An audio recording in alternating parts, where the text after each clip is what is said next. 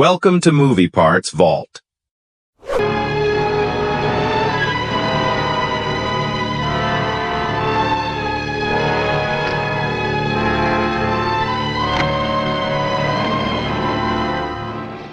Good evening, and welcome to Insomnia Theater.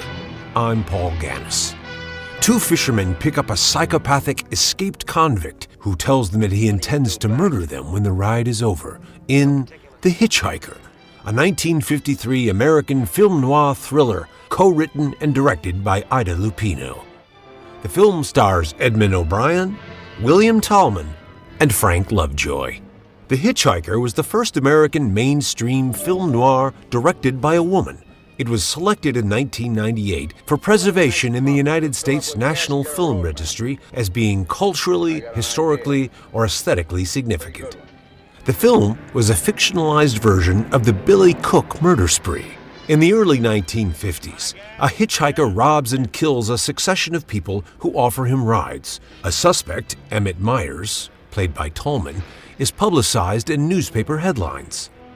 Two friends, Roy Collins, played by O'Brien, and Gilbert Bowen, played by Lovejoy, are driving in Southern California toward a planned fishing trip in the Mexican town of San Felipe on the Gulf of California. Just south of Mexicali, they pick up Myers, who pulls a gun and takes them hostage. Myers forces them to journey over dirt roads into the Baja California peninsula toward Santa Rosalia, where he plans to take a ferry across the Gulf of California to Guaymas. The film was written by Lupino and her former husband Collier Young, based on a story by Daniel Manwaring, which was adapted by Robert L. Joseph. 3, 2, 1, MPV Movie Parts Vault. Manwaring did not receive a screen credit due to his then being on the Hollywood blacklist as an alleged communist sympathizer. The Hitch Hiker went into production on June 24, 1952, and wrapped in late July. The director of photography was RKO Pictures regular Nicholas Musaraka. Location shooting took place in the Alabama hills near Lone Pine and Big Pine, California. Working titles for the film were originally The Difference and The Persuader. Lupino was a noted actress who began directing when Elmer Clifton got sick and couldn't finish the film he was directing for Filmmakers, Inc., which was the production company founded by Lupino and her husband, Collier Young. They had founded the company to make low-budget, issue-oriented movies. Lupino stepped in to finish the film and went on to direct her own projects. The Hitch Hiker was her first hard-paced, fast-moving picture after 4 so-called women's films about social issues.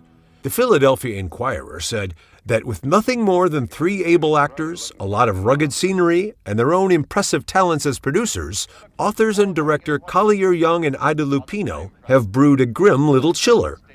The Inquirer critic praised the performances and said the film was directed with masculine strength by the amazing Miss Lupino.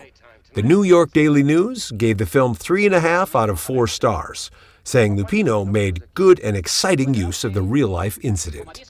The New York Times called the film an unrelenting but superficial study of abnormal psychology coupled with standard chase melodrama. Critic A.H. Weller complimented the performances and Lupino's brisk direction, but criticized the plot as excessively predictable. The Detroit Free Press said that the film performed a public service by warning motorists about the real dangers of picking up hitchhikers. In one interview, William Tallman recalled an incident that happened shortly after the release of the film. In the film, he gave a chilling portrayal of an escaped murderer and serial killer named Emmett Myers. In real life, he was driving his convertible in Los Angeles with the top down when he had stopped at a red light. Another driver in Thanks for watching. Like, share, subscribe. Follow for next part.